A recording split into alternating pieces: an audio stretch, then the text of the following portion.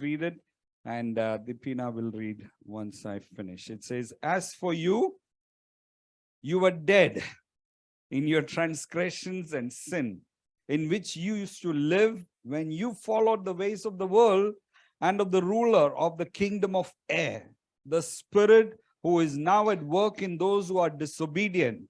All of us also lived among them at one time, gratifying the cravings of our flesh and following its desires and thoughts. Like the rest, we were by nature deserving of wrath. But because of his great love for us, God, who is rich in mercy, made us alive with Christ, even when we were dead in transgressions. It is by grace you have been saved. And God raised us up with Christ and seated us with him in the heavenly realms in Christ Jesus, in order that in the coming ages he might show the incomparable riches of his grace expressed in his kindness to us in Christ Jesus. For it is by grace you have been saved, through faith. It is not from yourself. It is the gift of God, not by works, so that no one can boast. For you are God's masterpiece, created in Christ Jesus to do good works, which God prepared in advance for us to do." इफिसियों का दूसरा अध्याय वचन 1 से 10। और उसने तुम्हें भी जिलाया जो अपने अपराधों और पापों के कारण मरे हुए थे, जिनमें तुम पहले इस संसार की रीति पर और आकाश के अधिकार के हाकिम अर्थात उस आत्मा के अनुसार चलते थे, जो अब भी आज्ञा न मानने वालों में कार्य करता है। इनमें से हम भी सब के सब पहले अपने शरीर की लालसाओं में दिन बिताते थे और शरीर और मन की मनसाएं पूरी करते थे, और लोगों के समान स्वभाव ही से क्रोध की संतान थे। परंतु परमेश्वर ने, जो दया का धनी है, अपने उस बड़े प्रेम के कारण जिससे उसने हमसे प्रेम किया, जब हम अपराधों के कारण मरे हुए थे, तो हमें मसीह के साथ जिलाया। अनुग्रह ही से तुम्हारा उद्धार हुआ है, और मसीह यीशु में उसके साथ उठाया और स्वर्गीय स्थानों में उसके साथ बैठाया, कि वह अपनी उस कृपा से जो मसीह यीशु में हम पर है, आने वाले समयों में अपने अनुग्रह का असीम धन दिखाए। वचन 8। क्योंकि विश्वास के द्वारा अनुग्रह ही से तुम्हारा उद्धार हुआ है, और यह तुम्हारी ओर से नहीं वरन परमेश्वर की ओर से है, और न कामों के कारण, ऐसा न हो कि कोई घमंड करे। क्योंकि हम उसके बनाए हुए हैं और मसीह यीशु में उन भले कामों के लिए सृजे गए हैं, जिन्हें परमेश्वर ने पहले से ही हमारे करने के लिए तैयार किया। Amen. This is the word of the Lord. Let's just pray. और ये परमेश्वर का Father, वचन we है। just आइए want हम to thank प्रार्थना you. करें। Father, we just want to thank you for Paul, and thank you for the wisdom, the understanding, the grace that you gave him to write these words, O God. और पिता, हम धन्यवाद करते हैं पौलुस के लिए। प्रभु, आपने उसे बुद्धि दी, ज्ञान दी और समझ दी, अनुग्रह दिया कि प्रभु ये शब्द उसने लिखे। And Lord, we pray that you will help us to understand और प्रभु, हम प्रार्थना करते हैं कि तुम हमें समझने में मदद करोगे। these difficult passages, और ये कठिन जो वचन है प्रभु, and yet full of theology and full of truth, Lord God. और फिर भी ज्ञान से और सच्चाई से भरे हैं प्रभु। Lord, give us grace. प्रभु, हमें अनुग्रह दो। Give us a spirit of revelation and a spirit of wisdom, हमें प्रकाशन और बुद्धि की आत्मा दो that Prabhu, we may know you better. कि हम आपको ठीक से समझ सके In प्रभु। Jesus' name, यीशु के नाम में amen. आमीन। Amen. These 10 verses explain the gospel so beautifully. और ये जो 10 वचन है वो सुसमाचार को बहुत ही खूबसूरती से बताते हैं। These verses show God's amazing grace. और ये जो वचन है परमेश्वर के अद्भुत अनुग्रह को बताते हैं, It shows his great love, उसके महान प्रेम को दिखाते हैं, and it shows his riches of his mercy और उसका करुणा की जो अमीरी है उसे भी दिखाते हैं, and his incredible kindness और towards जो us.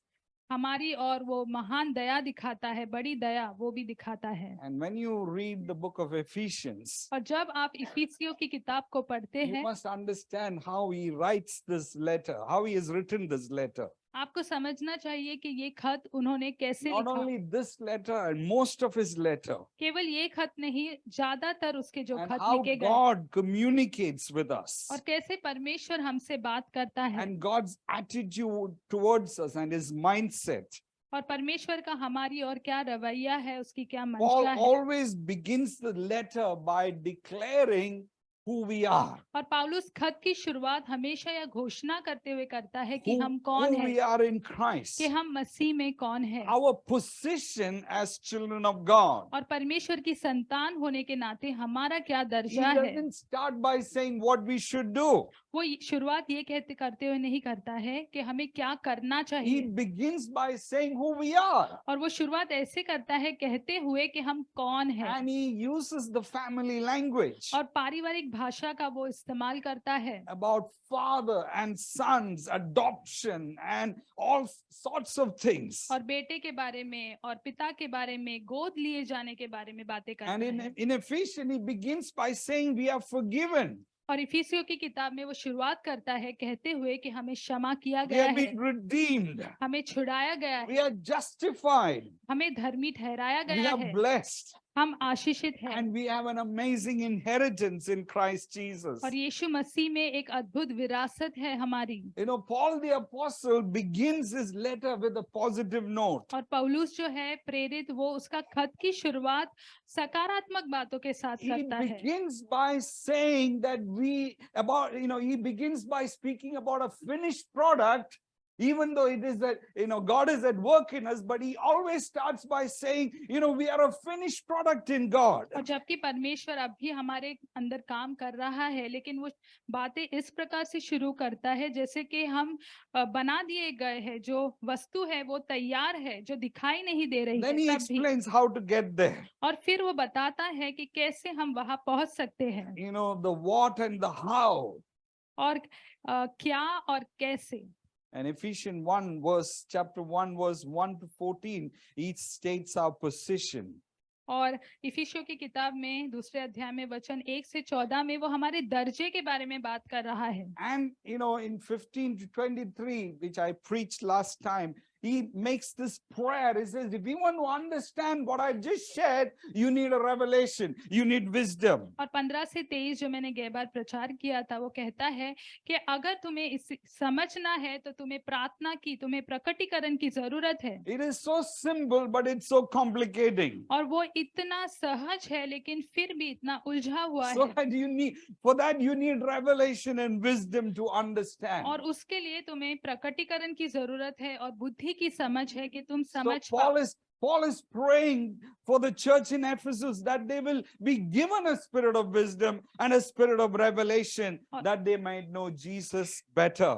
पौलुस जो है इफिसुस की कलीसिया के लोगों के लिए प्रार्थना कर रहा है कि उन्हें बुद्धि मिले और प्रकटीकरण मिले कि वो यीशु को बेहतर तरीके से समझ पाए। And I want to encourage you, it's a good prayer to make. और मैं आपको प्रोत्साहन देना चाहता हूँ, ये अच्छी प्रार्थना है कि हम वो Ephesians करें। chapter 1 verse 15 to 23. It's a good prayer. You can pray that for yourself. God, give me a revelation. Give me a wisdom that I might know you better. और इफिसियों के पहले दूसरे अध्याय वचन 15 से 23 में अच्छी प्रार्थना है, आप प्रार्थना कर सकते हैं, प्रभु मुझे प्रकटीकरण दो, समझ दो कि मैं तुम्हें बेहतर समझ And पाऊं। he says the eyes of our hearts may be enlightened. और वो कहता है कि हमारी आंखें जो है उस आशा को जान सके, खुल जाए, That we may know the hope to which he has called us. ताकि हमारी आंखें उस आशा को जान सके जिसके लिए उसने That हमें we may बुलाया know है, the glorious inheritance that we have in Christ. और मसीह में जो महिमा में विरासत है हमारे लिए वो And हम that we जान may सके, understand this great power that is at work within us. और ये जो महान सामर्थ हमारे अंदर काम कर रहा है उसे हम समझ सके। Paul is saying, I didn't understand until I received this revelation. I understood everything. और पौलुस कह रहा है कि मैं नहीं समझ पाया जब तक कि ये मैंने प्रकटीकरण नहीं पाया था प्रभु से। In Galatians chapter 1 verse 12, it says, I didn't receive it from any man, nor was I taught it Rather, I received it by revelation from Jesus Christ. और गलीतियों के पहले अध्याय वचन 12 में लिखा है, क्योंकि वह मुझे मनुष्य की ओर से नहीं पहुंचा और न मुझे सिखाया गया, पर यीशु मसीह के प्रकाश से मिला है। Again in Galatians 2 verse 2, he's talking about revelation. He says, I received it by revelation. और गलीतियों के 2:2 में भी लिखा है, वो प्रकटीकरण के बारे में कह रहा है। वो कहता है कि मैंने इसे प्रकटीकरण से पाया है। Yeah, it's not just knowing in the mind, केवल मन में, दिमाग में जानना नहीं, but we need to know in our hearts. लेकिन हमारे हृदय में हमें समझने की That's why it जरूरत है। says, may the eyes of your heart may be enlightened. It doesn't say the eyes of your minds may be enlightened. और वो इसलिए कहता है कि तुम्हारी जो दिल की आंखें हैं वो देख सके। You know, we need to know Christ through our hearts, not just by mind. और हमें मसीह को हमारे दिल से समझना जानने की जरूरत है, केवल हमारे दिमाग से नहीं। Lot of people try to understand Jesus by their minds. कई लोग जो है वो यीशु को अपने दिमाग से समझने की कोशिश करते And हैं। Paul says it is foolishness to those who are perishing. और पौलुस कहता है कि जो लोगों का विनाश हो रहा है उनके लिए मूर्खता है। Just imagine, just believe in the Lord Jesus, you will get heaven free. और जस्ट कल्पना कीजिए, आप यीशु में विश्वास करो, मुफ्त में आपको स्वर्ग मिलेगा। It is foolishness. It looks like foolishness. Am I right? ये मूर्खता की तरह दिखाई देता है, लगता है ये पागलपन जैसा है। Which means I don't need to do anything. क्या इसका मतलब ये हो गया कि मुझे कुछ भी करने The की truth जरूरत is that नहीं you है? don't need to do anything. लेकिन सच्चाई यही है You कि got आपको to कुछ just करने की believe जरूरत in नहीं the है। cross and all that Jesus did. आपको केवल क्रूस पे विश्वास करना है और यीशु ने जो किया है उस पे भरोसा That's करना why है। the one who was hanging on the cross, the thief next to Jesus, and Jesus said to him, "Today you will be with me in paradise." इसलिए वो जो यीशु के बाजू में वो चोर जो लटका हुआ था, वो विश्वास करता है प्रभु पे और वो प्रभु कहता है Did he- उससे कि तू मेरे did साथ he- आज did he स्वर्ग do में होगा। anything? Did he उसने do कुछ भी anything? नहीं किया। क्या उसने कुछ किया? He was a thief just few minutes before. He repented and said to Jesus, "You know, you are a good man." और वो एक चोर था, जीवन भर उसने चोरी की, लेकिन कुछ मिनट पहले वो कहता है यीशु से, पश्चाताप करता है और कहता है कि तू एक भला व्यक्ति है। That's why if you try to understand Jesus through your mind, it is foolishness. इसलिए अगर यीशु को आप आपके दिमाग से समझने की कोशिश करेंगे तो वो मूर्खता है। You got to know Jesus through your heart. आपको यीशु को आपके दिल से समझने की That's कोशिश why करनी the चाहिए। Paul says, may the eyes of your heart may be enlightened to know the hope to which he has called you. इसलिए पौलुस कहता है कि तो तुम्हारी हृदय की जो आंखें हैं वो खुल जाए कि तुम जान सको कि किस आशा की ओर उसने तुम्हें बुलाया है। Amen. Will you make that prayer for yourself? क्या वो प्रार्थना आप आपके लिए करेंगे? Lord, help me to understand Jesus with my heart. प्रभु मुझे मदद करो कि मैं यीशु को मेरे दिल से समझ जाऊं।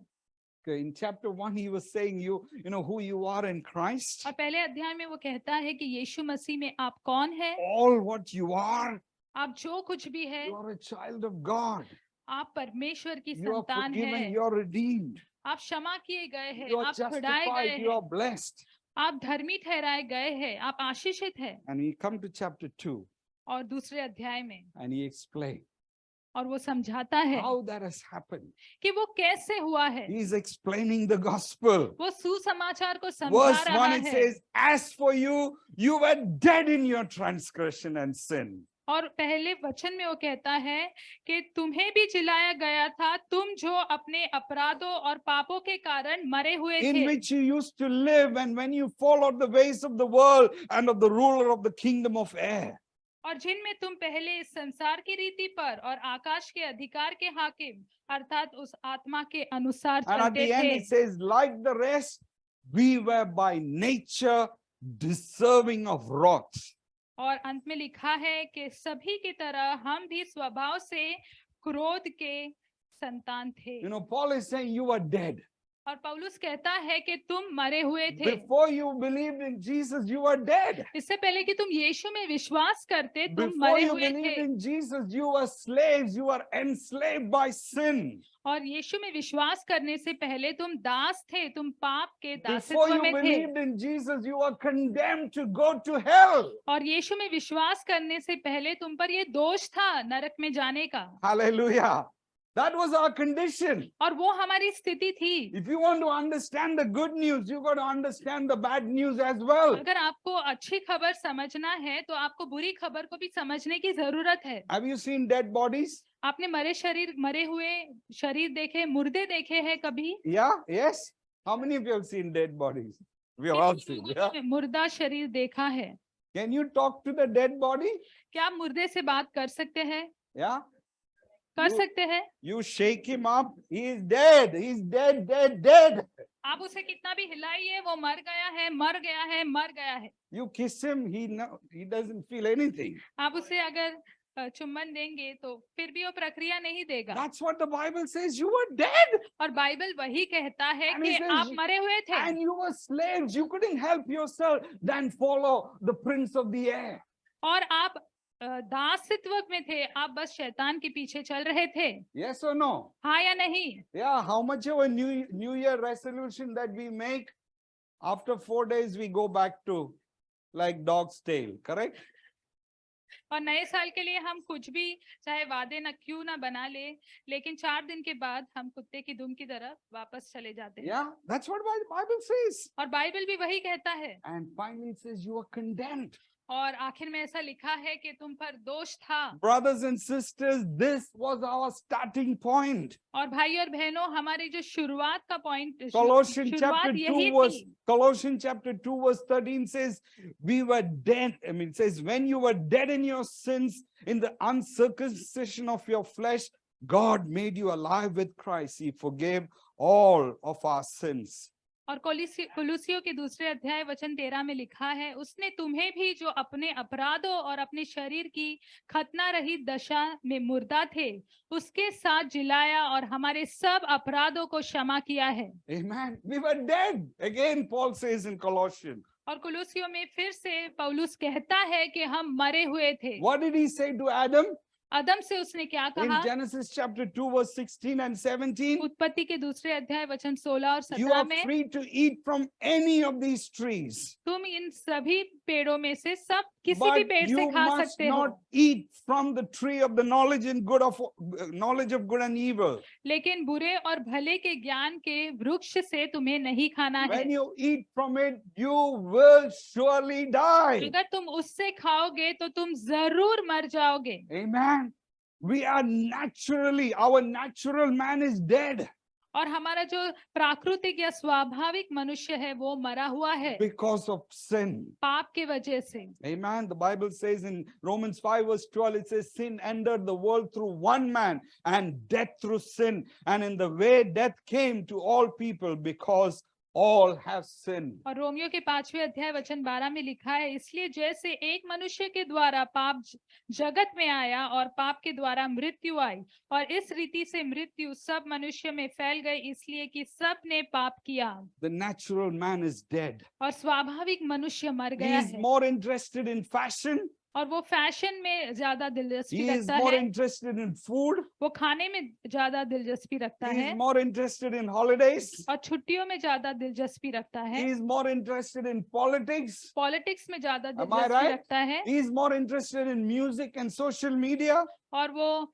धुन में और सोशल मीडिया में ज्यादा He is more दिलचस्पी interested in रखता है, sports. He is not interested in God. और वो दूसरे सभी चीजों में दिलचस्पी रखता है, लेकिन परमेश्वर में दिलचस्पी Because नहीं है, they are dead. क्योंकि वो मरा हुआ है। Somebody had to come and make them alive. किसी को आकर उसे जिंदा करना पड़ा। You need to understand. If you want to understand this, we need to go to John chapter 11, where the story of Lazarus who was dead. और अगर ये समझना है तो हमें यूहन्ना के 11वें अध्याय को देखना पड़ेगा। वहां पर लाजरस की कहानी है जो मरा हुआ था। All of us know the story of Lazarus. हम सभी को ये कहानी पता है। Yeah, he was a friend of Jesus. और वो यीशु का मित्र था। And the Bible says Jesus heard about Lazarus being, sick. और बाइबल कहता है कि यीशु ने सुना कि लाजरस बीमार है। And the Bible says deliberately he delayed going there. और बाइबल कहता है जानबूझकर उसने वहां पर जाने में देरी की। You know how much distance was there from where Jesus was and where Lazarus was sick? आपको पता है कितनी दूरी थी जहां पर यीशु था और It जहां was, पर it लाजरस was, था it बीमार, was only 5 kilometers. केवल 5 किलोमीटर की दूरी थी। Yeah, from here to maybe Andheri station. यहाँ से शायद अंधेरी स्टेशन जितनी ही Jesus दूरी, could have gone within no time. और यीशु कुछ ही मिनटों में वहां पहुंच सकता But था, Jesus deliberately did not go. लेकिन यीशु जानबूझकर नहीं गया And he said to his disciple, you know, my friend Lazarus has fallen asleep. और अपने चेलों से वो कहता है कि मेरा दोस्त लाजरस सो गया है, And they thought, you know, he's sleeping. और उन्होंने समझा कि हाँ वो सो रहा After होगा। a while, Jesus said to them, no, what I'm saying is dead. और कुछ समय बाद यीशु कहता है नहीं, मैं जो कह रहा हूँ कि वो मर गया है। And by the time he reached Bethany, 4 days was over. और जब तक कि वो बेथेनिया पहुंचता 4 दिन खत्म हो गए। You know, so sometimes Bible give lot of details. और कभी-कभी बाइबल बहुत बारीकी से बातें बताती है। You know, after 3 days, Jesus went for a wedding. 3 दिन बाद यीशु शादी के लिए गया, किसी शादी में उपस्थित होने के लिए It गया। was, you know, it was 3 miles away from, you know, where Jesus was. और यीशु जहां पर था वहां से 3 माइल दूर वो था। It says in 3 meal verse 17, on his arrival, Jesus found that Lazarus had already been in the tomb for 4 days. और वचन साथ में लिखा है कि जब यीशु वहां पर पहुंचा तो उसने देखा कि लाजरस जो है वो पहले से ही 4 दिन से कब्र में है। I can't understand this. मुझे ये समझ में नहीं आता है। You know, Jesus delayed himself 2 days. यीशु ने 2 दिन वहां He delayed going for 2 days. और 2 दिन के लिए उसने देरी की वहां जाने के And लिए। it's only 30 minutes away or 1 और hour away. 1 घंटा या आधा घंटा ही दूर है But when Lazarus. Jesus reached there, 4 days are over. लेकिन जब यीशु वहां पहुंचता है तो 4 दिन खत्म हो गए Which हैं। means Lazarus is dead, his funeral is over, he is there in this tomb decaying. इसका अर्थ ये हो गया लाजरस मर गया है और उसकी जो अंतिम क्रिया है वो भी हो चुकी है और अब वो कब्र में है, उसका शरीर गल रहा है। You know why that 4 days are mentioned? आपको पता है ये 4 दिन क्यों लिखे हैं In a वहां पर? way, it represents the 4,000 years from Adam to Jesus. और एक प्रकार से देखें तो आदम से लेकर यीशु के बीच के जो 4000 वर्ष है उसकी बात वहां पर दर्शाई जाती है। In these 4 days, this 4,000 years, everyone who were born were dead in their sins. और इस 4 दिन में, इस 4000 वर्ष में हर किसी ने जिसने जन्म दिया वो अपने पापों में मरा हुआ है। And from today, I am going to do something. और आज से मैं कुछ करने वाला हूँ। I am the resurrection and the life. मैं पुनरुत्थान हूँ और All मैं who जीवन believe हूँ। in me, even though they die, they shall live. और हर कोई जो मुझ में विश्वास करेगा यदि वो मर जाए तो भी वो जीवित The रहेगा। curse of sin will be dealt with. और जो पाप का श्राप है वो निपटा जाएगा। Just before Jesus could die, Jesus in the natural, he performed a miracle on Lazarus to prove that sin shall never be master over people. और यीशु मरता उससे पहले उसने लाजरस पर ये चमत्कार किया, ये बताने के लिए पाप कभी भी लोगों के ऊपर हावी नहीं हो सकता है। You know, the only, what it shows is that there is hope beyond, death. और ये बताने के लिए कि आशा के मृत्यु के बाद भी आशा उपलब्ध है। Lazarus was in the tomb for 4 days and there is a bad odor. The Bible says there was bad smell. And in a way, God is saying our body, the sting of death shall never overrule the power of God. और लाजर जो है वो उस कब्र में है और उसका शरीर जो गल गया है वहां पर दुर्गंध आ रही है। Amen.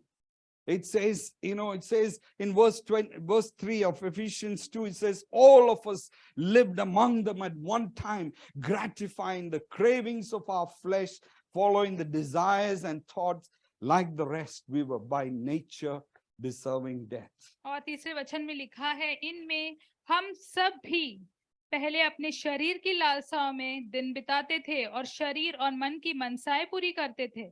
What did Jesus do to Lazarus? और यीशु ने लाजरस के साथ क्या किया? He called forth Lazarus उसने लाजरस को बुलाया, from the tomb. कब्र से बुलाया, He says, Lazarus, come forth. और वो कहता है लाजरस बाहर निकल, And he came alive. और वो जीवित बाहर आ गया। The power that exerted, on Christ when he rose from the dead, the same power that was at work when Lazarus came alive. और जो सामर्थ यीशु मसीह पर था जब वह जीवित हो गया, पुनरुत्थान हो गया, वही सामर्थ वहां पर लाजरस पर था और वो जीवित हो गया। God's power was at work. परमेश्वर का सामर्थ वहां पर काम कर रहा In verse था। 4 of Ephesians 2, there is a small word called but. और इफिसियों के दूसरे अध्याय में उन वचनों में तीसरे वचन में एक चौथे वचन में एक शब्द है लेकिन। The whole thing, the whole gospel, hangs on that one word but.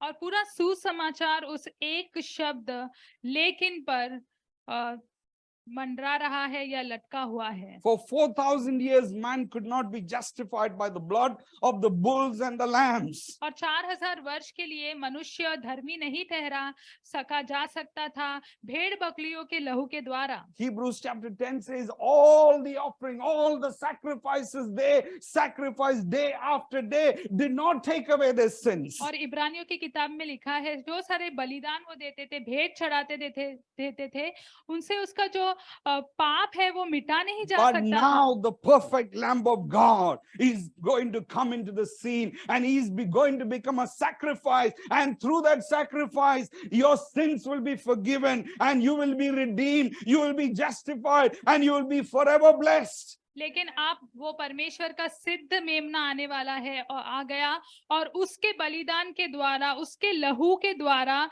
तुम धर्मी ठहराए जाओगे, तुम्हारे पाप जो है वो क्षमा किए जाएंगे। But because of his great love for us, God, who is rich in mercy, made us alive with Christ, even though we were dead in our transgression. It is by grace you have been saved. लेकिन परमेश्वर जो करुणा में धनी है, उसने हमें Verse 4.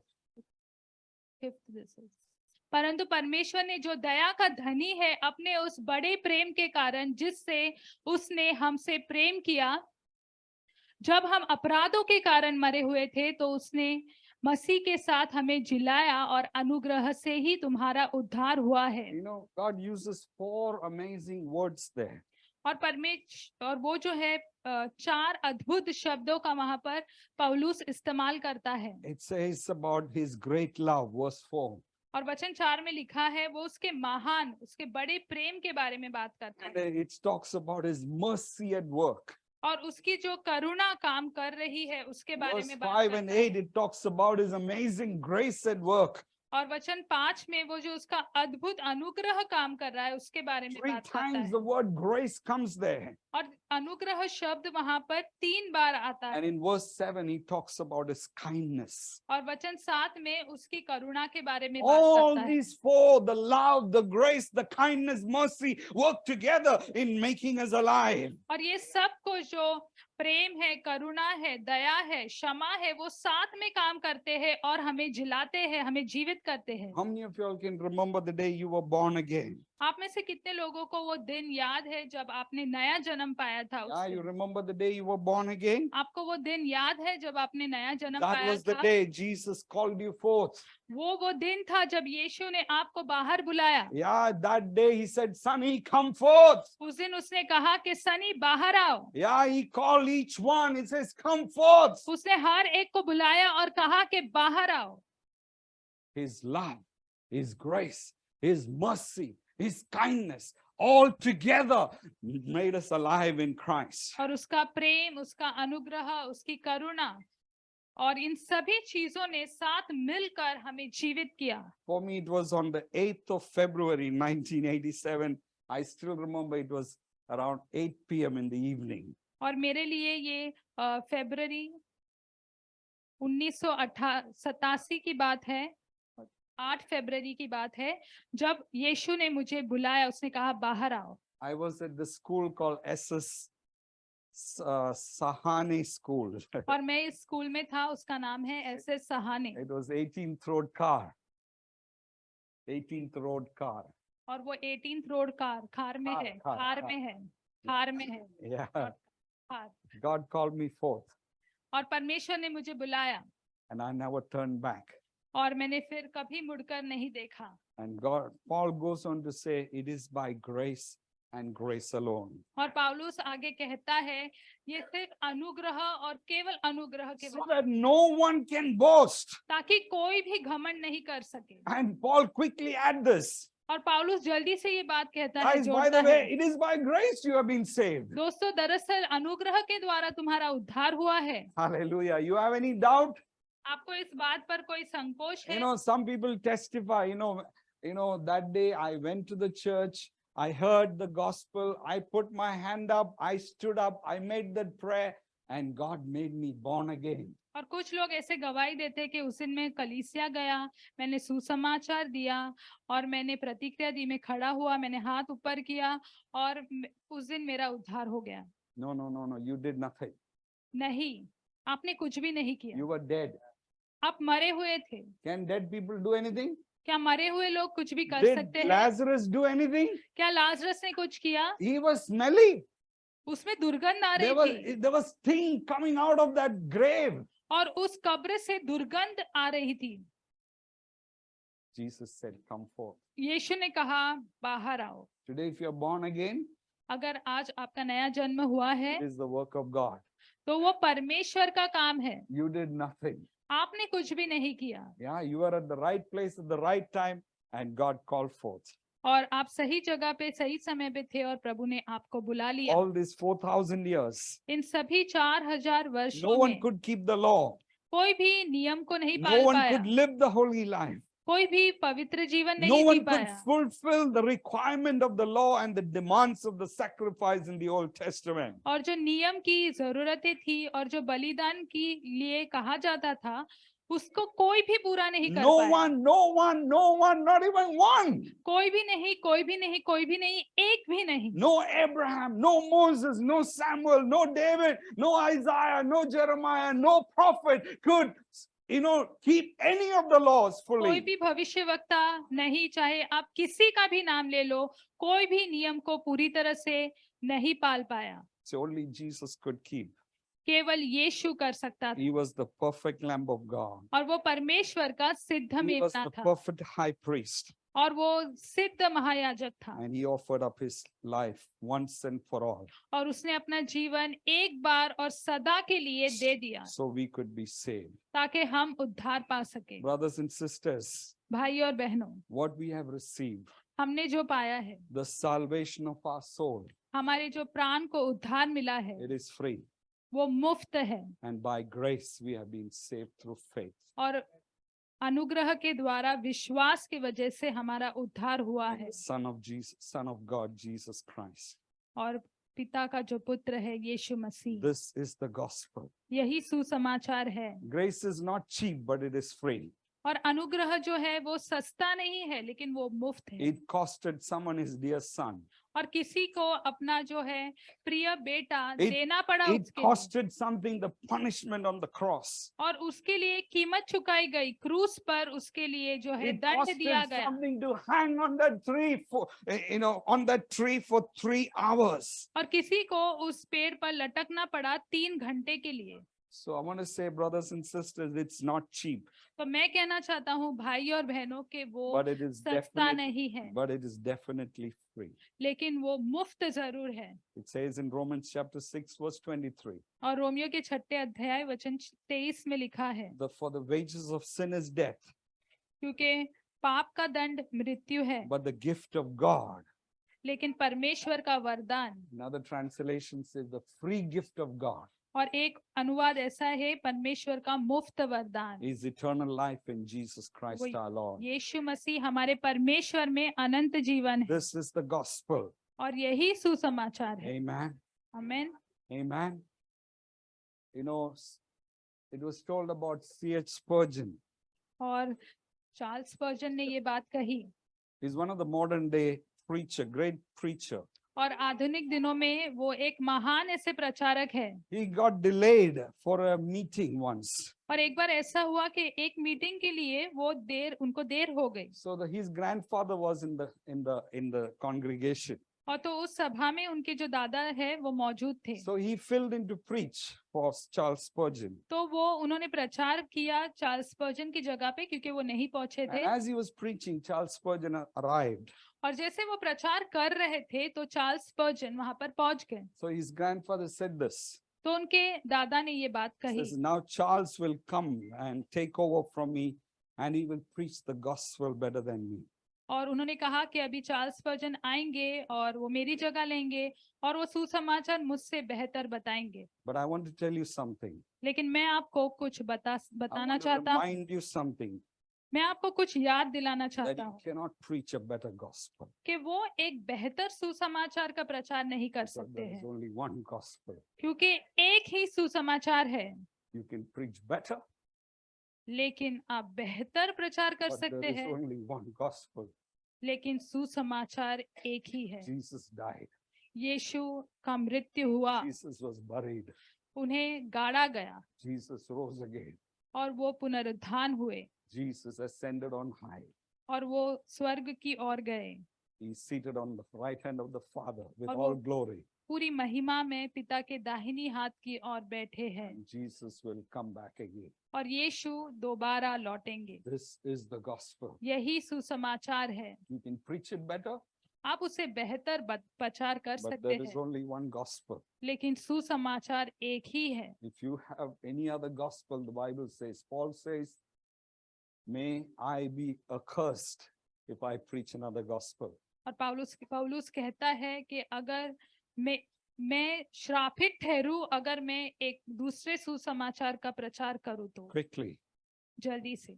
Paul says, पौलुस कहता है he made you alive. उसने तुम्हें जिलाया है। Then he says, he made you to sit. और फिर वो कहता है तुम्हें बैठाया है। He has seated you with him in the heavenly realms with all rights of a son. और जो एक बेटे का अधिकार होता है उसके साथ उसने तुम्हें स्वर्गीय स्थानों में बैठाया है। Not only he made you alive, केवल उसने तुम्हें जीवित नहीं किया, but he also made you to sit. लेकिन तुम्हें बैठाया भी। Yeah, can I just explain that a bit? क्या मैं थोड़ा वो समझा सकता हूँ आपको? Yeah. Okay. Let's imagine. आइए ये कल्पना करते हैं। Okay, let's give an example of Anmol. आइए हम अनमोल का उदाहरण लेते Is हैं। it okay, Anmol, if I take your name? Okay. Imagine Anmol is driving a car और कल्पना कीजिए कि अनमोल एक गाड़ी चला रहे हैं in Bandstand. बैंड स्टैंड में। Yeah, and who stays in Bandstand? Band stand में कौन रहता है? Shah Rukh Khan, correct? Yeah, and he has got a lovely daughter. उनकी एक बहुत खूबसूरत बेटी है। Yeah, what's her name? उसका नाम क्या है? Suhana. Wow, she's a lovely girl. और बहुत प्यारी बच्ची है, लड़की है। Anmol is not very good in driving, and he was going in full speed. और अनमोल जो है गाड़ी चलाने में इतने अच्छे नहीं, पूरी स्पीड में जा रहे थे। And what happened? और क्या हुआ? She was coming out of Manath. और वो मन्नत से बाहर आ रही थी And Anmol goes in. और अनमोल जाता है और ढूम करके, And what happens to her? और उसे क्या होता है? She dies. वो मर जाती है। What will happen to Anmol now? अभी अनमोल का क्या होगा? Yeah. What should happen? क्या होना चाहिए अनमोल का? Yeah, tell me. I'm just telling a आप story. huh? बोलो, आप जवाब दो। क्या What होना should happen चाहिए? to Anmol? अनमोल के साथ अब क्या होना चाहिए? Punishment. He should be punished, correct? उसे दंड मिलना चाहिए। Yeah, it's only daughter एक ही and बेटी है one of the उसकी, richest man in India, और भारत का एक अमीर व्यक्ति है, सबसे famous अमीर man, और प्रसिद्ध है वो। and he is reckless and he killed her. और उन्होंने ध्यान नहीं दिया और उनको मार डाला। And what should happen? He should be punished. He should be judged and condemned and put in jail or maybe फांसी पे, whatever, अभी उनके साथ क्या होना चाहिए? अनमोल के साथ उनका न्याय होना चाहिए, उन्हें दंड दिया जाना चाहिए, जेल में भेजा चाहिए, शायद फांसी भी होनी चाहिए। But what does Shah Rukh Khan do? लेकिन शाहरुख खान क्या करते हैं? Shah Rukh Khan, mourns for a while. वो कुछ समय के लिए रोते हैं, बिलक बिलक कर And रोते he हैं। says, now she is gone. Why should I punish this young man? Shahrukh Khan शोक मनाते हैं, कहते हैं अब तो वो चली गई, इस जवान लड़के को मैं क्यों दंड दूं। And he says, I forgive Anmol. और वो कहते हैं कि मैं अनमोल को क्षमा करता हूँ, He is free. वो आजाद है। So what do you call that? तो आप इससे क्या कहेंगे? What do you call that? क्या कहेंगे इससे आप? Is it grace? क्या वो अनुग्रह है? Mercy. वो दया है? He did not get what he deserved. उसे वो नहीं मिला जो उसके लायक वो था। Yeah, not getting what you deserve is mercy.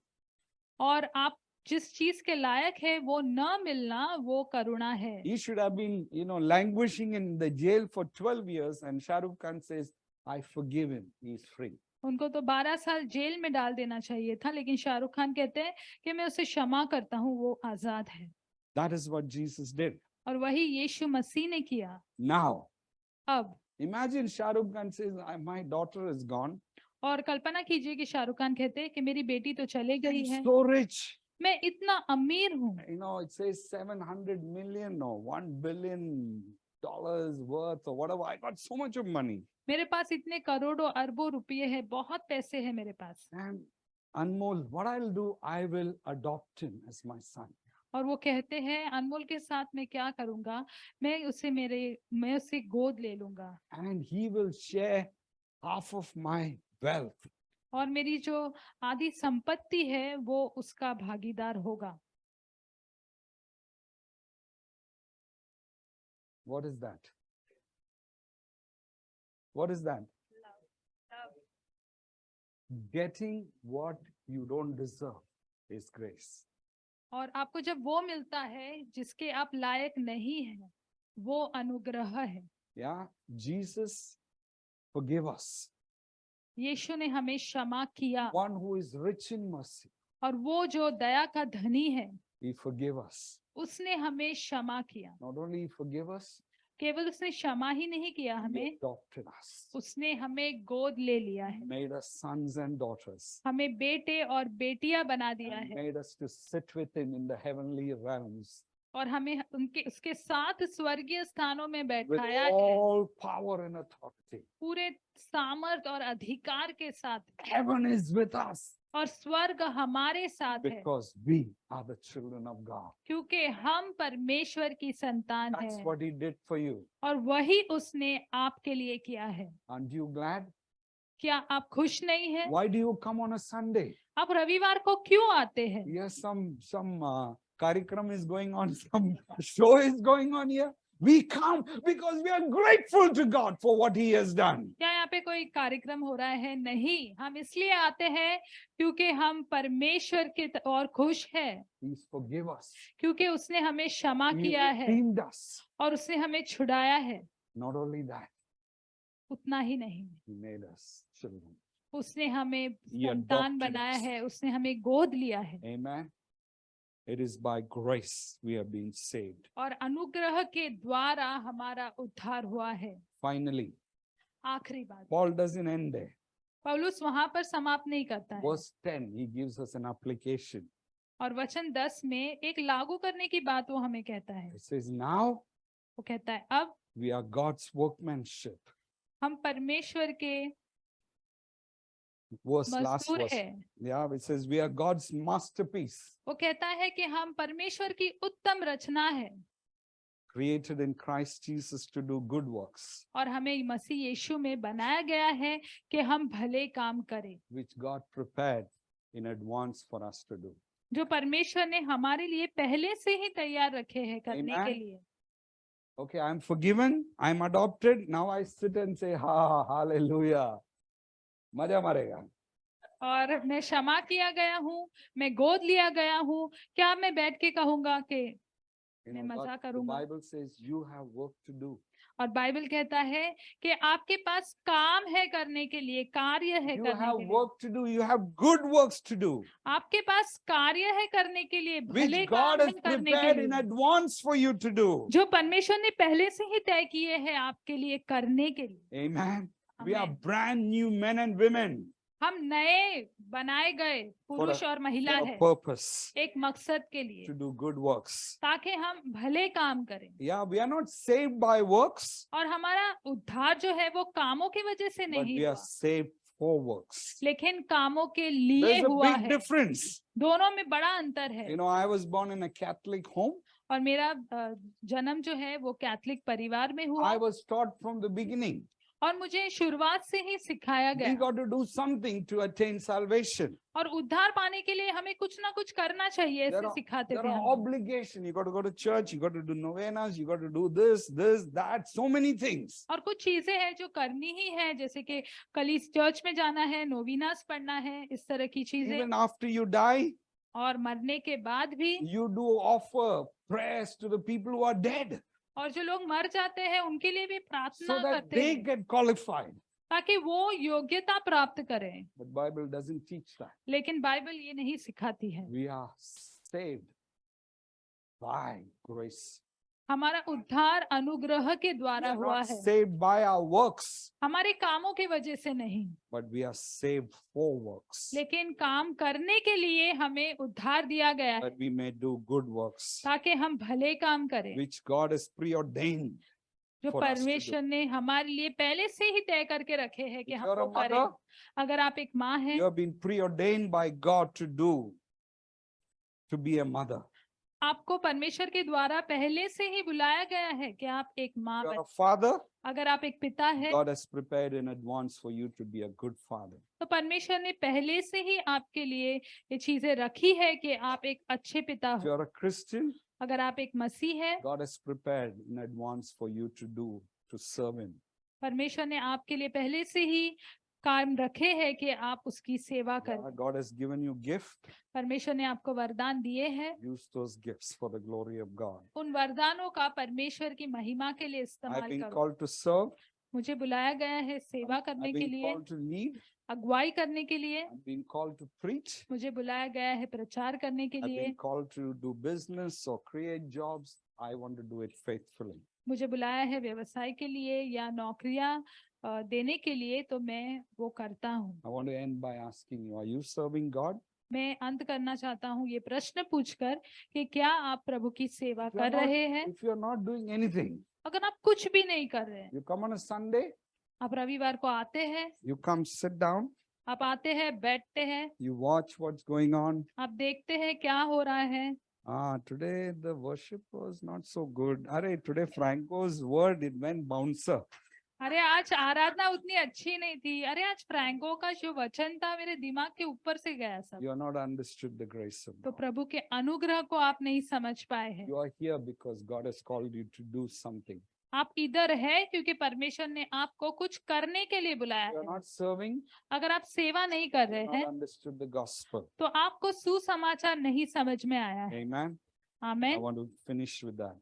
मैं ये कहकर खत्म करना Yeah, चाहता हूँ। God, gospel calls for revelation और सुसमाचार बुलाता है हमें प्रकाशन के लिए and for wisdom. और बुद्धि के लिए, Gospel calls for action to do good works. और ये काम करने के लिए कि हम भले काम करें। Gospel calls us to worship Him. और सुसमाचार इसलिए है कि हम उसकी आराधना करें, All the more because we have been saved by grace. और भी ज्यादा क्योंकि अनुग्रह से हमारा उद्धार हुआ है। Not by anything that we have done. हमने जो कुछ भी किया उसके वजह से It's all नहीं, because of His grace. केवल प्रभु के अनुग्रह let's के close our वजह से। eyes. आइए हम आंखें बंद करें। Father, पिता, we thank you. हम आपको धन्यवाद करते Thank हैं। you for the amazing work that you did on the cross. जो अद्भुत कार्य आपने क्रूस पे किया उसके लिए धन्यवाद। Thank you for your love. आपके प्रेम के लिए Thank you धन्यवाद। for your mercy. आपकी दया के लिए धन्यवाद। Thank you for your kindness. आपकी करुणा के लिए धन्यवाद। And thank you for your amazing grace. आपका जो अद्भुत अनुग्रह है उसके लिए Lord, धन्यवाद। give us a spirit of wisdom प्रभु हमें बुद्धि की आत्मा दीजिए and give us a spirit of revelation और प्रकटीकरण की आत्मा that दीजिए, we may know you better. ताकि हम बेहतर तरीके से आपको जान सकें। The eyes of our hearts may be enlightened, हमारी हृदय की आंखें खुल जाए प्रभु, that we may know the hope to which you have called us. ताकि जो आशा के लिए आपने हमें बुलाया है वो जान Glorious सके। inheritance महिमा में and the विरासत power that raised Jesus from the dead, और वो सामर्थ जिसने यीशु को मरे हुए में से that जिलाया, we might know it is at work within us ताकि हम जान सके वो हमारे अंदर काम कर to रहा will है, and to act according to your purpose. तो आपके मकसद के अनुसार हम काम करें। So help us, Lord. हमें मदद करो प्रभु, Help us to serve you. मदद करो कि हम आपकी सेवा Help us करें। to take this gospel to our brothers and sisters. मदद करो ये सुसमाचार हमारे भाई बहनों के पास ले जाए, Help us to bring that enlightenment, Lord, to others. और प्रभु वो रोशनी लोगों के जीवन में लेके आ Like सके, Mary and Martha invited Jesus to Lazarus' tomb. जैसे मरियम और मार्था ने यीशु को लाजरस की कब्र पर बुलाया, Like, Lord, we will go to many tombs, God. वैसे हम भी कई कब्रों तक पहुंचेंगे, People who are dead in their sins. जो पाप में मर गए ऐसे And लोग, that we will be able to call forth हम उन्हें बुला पाएंगे, many to life कईयों को जीवन देंगे, for eternal life. अनंत काल का जीवन। We ask this in Jesus' name. हम ये मांगते हैं यीशु के नाम में। Thank you, Lord. धन्यवाद प्रभु। Amen. आमेन। God bless.